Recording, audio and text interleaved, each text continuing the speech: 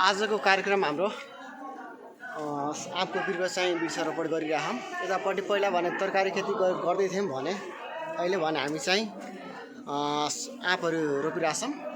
नमस्कार सम्पूर्णमा। हामी चाहिँ मेरो नाम सञ्जय अनि उहाँ चाहिँ सरस्वती दिदी हुनुहुन्छ। हामी भने सरस्वती माविको एउटा कर्मचारी। अहिले चाहिँ खाली भएको जग्गामा भने आँपको बिरुवा सार्दैछौँ। उतापट्टि पछाडितिर भने ड्रागन फ्रुटहरू लगाइसकेको छ भने आजको हामी चाहिँ आँपको बिरुवाहरू भने लगाइरहेछौँ। यहाँ देख्न सक्नुहुन्छ एउटा भने रोपिसकेको छौँ भने अरू चाहिँ 8वटा खाल्डो खनेर अब रोप्ने कार्यक्रम हुँदैछ। यता भने हाम्रो चाहिँ कक्षा 8का पढिरहेछन् होइन। यता सरस्वती दिदी भने रोप्दै हुनुहुन्छ। अहिले गोबर मर हाल्दै हुनुहुन्छ। हालिसकेपछि अब सबै यो 8वटा भने आँपको बिरुवाहरू रोप्छौँ। त्यसपछि यो रोपिसकेपछि हामीसँग बेलौती पनि छ। बेलौती अब रोप्ने ठाउँ पनि हेर्दैछौँ।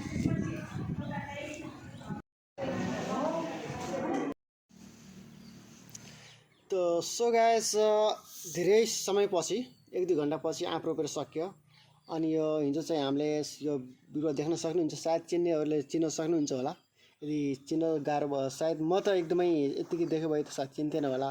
तर जहाँबाट लिएर आएको थिएँ उहाँसँग नै सोद्धाखेरि उहाँले चाहिँ भन्नुभयो स्याउको हो भनेर। अनि मैले सोधेँ होइन यो स्याउको बिरुवा चाहिँ लाउनु त लगाइन्छ तर भने गर्मी मौसममा तराईतिर हुन्छ कि हुन्न भनेर सोद्धाखेरि त होइन यो तराईतिर नै हुने स्याउ हो, गर्मी मौसममा चाहिँ फल्ने स्याउ हो भनेर भन्नुभयो। त्यही भएर चाहिँ हामी उताबाट के अरे नर्सरीबाट चाहिँ लिएर 1 2 3 4 5 6 7 8 9 10वटा चाहिँ स्याउ भने हामी आफ्नो स्कुलमा भने लगाइसकेका छौँ। यहाँ चाहिँ देख्न सक्नुहुन्छ सर्लक्क यो कतिको छ भन्दाखेरि लगभग 2 मिटरको फरकमा छ। 2 मिटरको फरकमा भने यतापट्टि स्याउ लगाइसकेका छौँ। अनि त्यसपछि उता अगाडितिर भने 2टा आँप छ। त्यसपछि स्कुलको छेउछेउतिर भने जहाँनिर खाली जग्गाहरू छ नि जमिनहरू हो त्यो ठाउँमा भने बिरुवाहरू हामी चाहिँ लगाइसकेका छौँ। कतै भने आँप छ, कतै भने के अरे स्याउ छ, अनि कतै भने चाहिँ के अरे गाभा होइन अर्थात् कि के अरे बेलौती भन्छन् होइन, बेलौती पनि छ। त्यसपछि अनि यो मन्दिरको साइडतिर भने यो गोल्डेन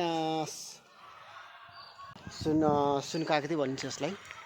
यो सुनकागती पनि यो साइडतिर भने करिब 2 मिटरको फरक भने 10वटा पिस लगाइसकेका छौँ। त्यस्तै गरेर स्कुलको त्यो पछाडितिर भने ड्रागन फ्रुट छ। ड्रागन फ्रुट जसमा हिजो ल्याउँदा नर्सरीबाट चाहिँ ल्याउँदाखेरि अलिअलि फुल त लगाएको थिएँ होइन। तर लगाइसकेपछि हाम्रो चाहिँ फुल पनि यत्रो भइसकेको छ क्या 4-5 ठाउँमा।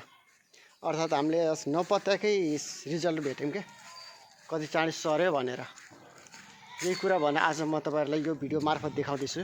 यदि यो हाम्रो चाहिँ भिडियो हामीले गरेको कामहरू भने कस्तो लाग्यो होइन मन पर्यो भने लाइक कमेन्ट र सेयर पनि गर्नु होला। यो हाम्रो चाहिँ बर्दघाट नगरपालिकामा वडा नम्बर 14मा पर्ने सरस्वती मावि कुञ्जनपुर रहेको छ। सर्लक्क देख्न सक्नुहुन्छ। यदि भिडियो मन पर्यो भने लाइक कमेन्ट र सेयरहरू गर्नु होला है त। अब फेरि पनि भेटौँला अर्को भिडियोमा।